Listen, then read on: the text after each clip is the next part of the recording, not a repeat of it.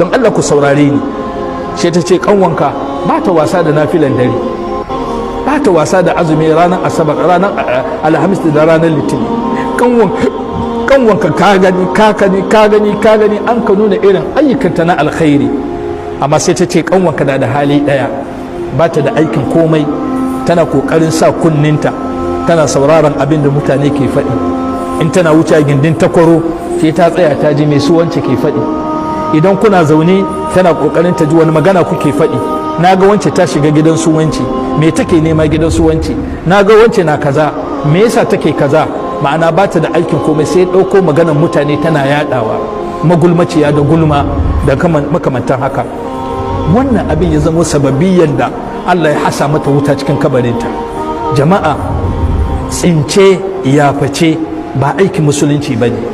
Kina zo ne baki da aikin komai sai gulma kuma shi.